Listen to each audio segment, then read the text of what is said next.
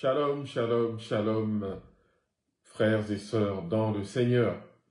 Un bon et joyeux lundi de Pâques.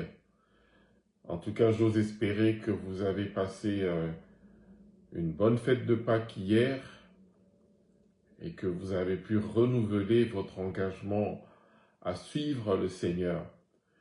C'est pour nous effectivement un grand moment pendant l'année, la célébration de la Pâques. C'est un moment rempli de joie, d'émotion et de souvenirs aussi. Nous nous rappelons en fait de la mort et de la résurrection du Seigneur et nous nous rappelons que sa résurrection atteste l'accomplissement de l'œuvre de la croix. Nous sommes le lundi 6 avril 2026, jour que le Seigneur a fait, jour béni par le Seigneur.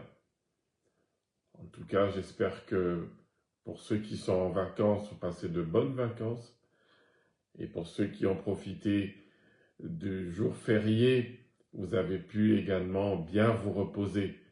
Que la paix du Seigneur vous localise et qu'elle vous fasse beaucoup, beaucoup, beaucoup de bien. Nous allons remettre ce moment entre les mains du Seigneur, notre Dieu, lui qui est notre force, notre espérance. Amen. Prions le Seigneur. Éternel mon Dieu, mon Seigneur, nous venons tous, mes frères et moi, au pied de ta croix ce lundi. Nous venons, Seigneur, ô Dieu de gloire, te rendre grâce pour l'œuvre que tu as accomplie à la croix. Seigneur, nous te sommes reconnaissants pour ta vie qui coule en nous. Nous sommes reconnaissants, Seigneur, de l'accès au Père que tu nous as donné gracieusement par ton sacrifice en croix. Seigneur, je te bénis pour ce jour, ô Dieu. Merci pour tes bontés que tu as renouvelées encore ce matin à notre lever, à la faveur des saints. Mon Dieu, bénis ce moment, bénis ce temps, Seigneur. Redonne de l'espérance à celui ou celle qui n'en a plus. Redonne les forces, Seigneur, à celui qui l'a perdu, ô Dieu. Aide celui qui est assis sur le bord du chemin, sans courage pour se relever. Touche, Seigneur, ô Dieu. Apaise les cœurs qui sont troublés. Libère ceux qui sont captifs, Seigneur. Guéris, Seigneur, ceux qui sont malades dans leur corps et ceux qui sont malades dans leur âme. Merci de nous faire du bien. Merci de nous visiter, Seigneur, pendant ce temps de la Pâque. Je te rends grâce, ô Dieu, et je bénis ton saint nom pour tes bienfaits qui n'ont pas de fin, qui durent à toujours. Au nom puissant de Jésus-Christ, notre Seigneur. Amen. Amen. Oui, frères et sœurs, nous sommes toujours dans la joie de la célébration de la résurrection de notre Seigneur Jésus-Christ. En effet, la conséquence de la résurrection pour nous, c'est que nos vies sont transformées. Alléluia. Bien-aimés dans le Seigneur, la résurrection de Jésus-Christ n'est pas seulement un événement historique célébré lors de Pâques. C'est une réalité vivante, puissante, qui a des conséquences directes dans notre vie aujourd'hui. Gloire à Dieu. Dans la première lettre aux Corinthiens, chapitre 15, verset 17, il est écrit « Si Christ n'est pas ressuscité, votre foi est vaine. Si Christ n'est pas ressuscité, votre foi est vaine. » Cela signifie, mes bien-aimés dans le Seigneur, que toute notre foi repose sur cette victoire du Seigneur Jésus-Christ lors de la résurrection. Alors, quelles sont les conséquences de cette résurrection pour nous? Premièrement, la résurrection confirme la victoire sur le péché et la mort. La résurrection confirme la victoire sur le péché et la mort. Avant la résurrection, la mort semblait être la finalité de toute chose. Mais lorsque Jésus est sorti du tombeau, il a brisé la puissance de la mort. Gloire à Dieu. Alors, par conséquent, le péché n'a plus le dernier mot. Par conséquent, la mort n'est plus une fatalité éternelle. Dans la lettre aux Romains, chapitre 6, verset 9, il est écrit « Christ ressuscité ne meurt plus. La mort n'a plus de pouvoir sur lui. » Qu'est-ce que cela signifie? Eh bien, cela veut dire que nous ne sommes plus esclaves du péché. Cela veut dire aussi que nous avons accès à une vie nouvelle. Nous avons accès à une vie nouvelle. Deuxième conséquence, la résurrection nous donne une espérance vivante. La résurrection n'est pas seulement un événement passé, mais elle ouvre notre avenir. La résurrection n'est pas seulement un événement passé, mais elle ouvre notre avenir. Dans la première lettre de Pierre, au chapitre 1er, au verset 3, il nous est écrit « Il nous a régénérés pour une espérance vivante par la résurrection de Jésus-Christ. » Alors, par conséquent, notre avenir n'est pas incertain. Notre avenir n'est pas incertain. Ensuite, même dans les épreuves, il y a pour nous une espérance. Par conséquent, notre avenir n'est pas incertain et encore, même dans les épreuves, il y a une espérance pour nous.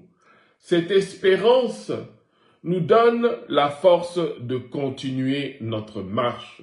Cette espérance nous donne la paix au milieu des tempêtes. Cette espérance nous rappelle que le meilleur est à venir. Le meilleur est à venir. Le Seigneur n'a pas dit son dernier mot pour nous. Troisième conséquence de la résurrection dans notre vie, c'est que la résurrection produit une transformation intérieure. La résurrection produit en nous une transformation intérieure. Quand Jésus est ressuscité, quelque chose change aussi en nous. Lorsque Christ a été ressuscité, quelque chose de nouveau s'est passé en nous. Il y a eu un changement en nous. Dans la deuxième lettre aux Corinthiens, au chapitre 5, verset 17, il est écrit « Si quelqu'un est en Christ, il est une nouvelle créature. » Quand Christ est ressuscité, quelque chose change aussi en nous. Alors, par conséquent, nous recevons une nouvelle identité en Christ. Par conséquent, nos cœurs sont renouvelés, transformés. Par conséquent, nous vivons et connaissons une vie nouvelle, une vie transformés. Qu'est-ce que cela signifie?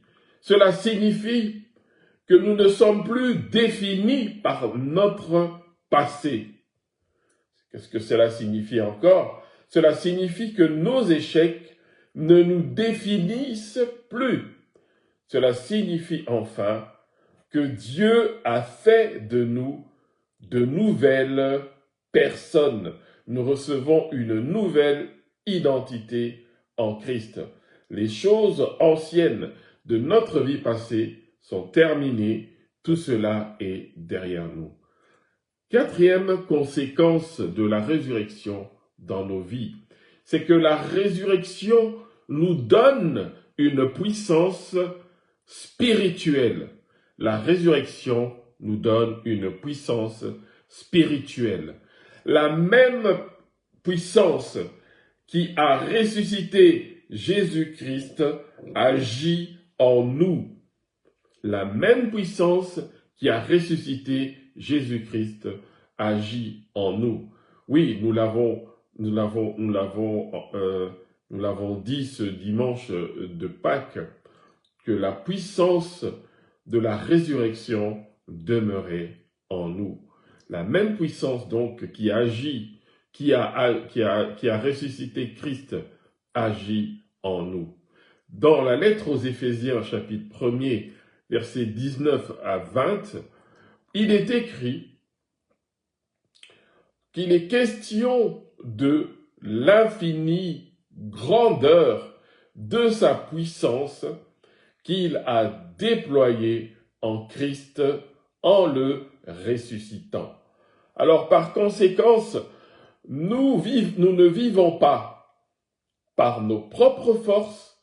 Par conséquent, nous avons accès à la puissance de Dieu. Gloire à Dieu. Cette puissance nous aide à vaincre le péché. Cette puissance nous fortifie dans les difficultés. Cette puissance nous rend capables de vivre selon Dieu. Gloire à Dieu. Cinquième conséquence de la résurrection de Jésus-Christ dans nos vies, c'est que la résurrection nous appelle à une mission. La résurrection nous appelle à une mission. Frères et sœurs, après sa résurrection, Jésus a envoyé ses disciples. Dans l'Évangile selon Matthieu, au chapitre 28, au verset 19, il est écrit « Allez, faites de toutes les nations des disciples ». La résurrection nous appelle à une mission, ce qui a pour conséquence que nous avons une responsabilité. Vous et moi, nous avons une responsabilité, celle d'annoncer la bonne nouvelle du salut à l'humanité. Par conséquent, nous sommes également appelés à témoigner Christ autour de nous et aussi loin que cela l'exigera. Nous sommes appelés à témoigner Jésus-Christ. Pourquoi cela? Eh bien parce que une telle bonne nouvelle ne peut pas être gardée pour soi. Si la résurrection est une bonne nouvelle pour nous, et que cette nouvelle nous a fait du bien, eh bien, frères et sœurs, une telle bonne nouvelle ne peut pas être gardée uniquement pour soi-même. Et encore, pourquoi devons-nous être des témoins de Christ? Eh bien, parce que le monde a besoin de recevoir cette espérance que nous avons tous en Jésus-Christ.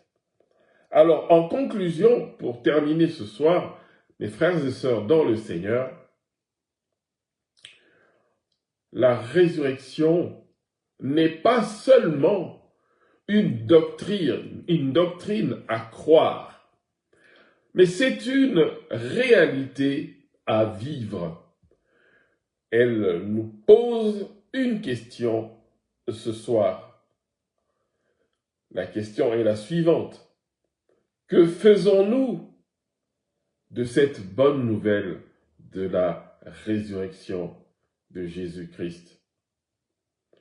Allons-nous rester ancrés dans notre ancienne vie ou allons-nous marcher dans la nouvelle vie qui nous est offerte par la résurrection de Jésus-Christ?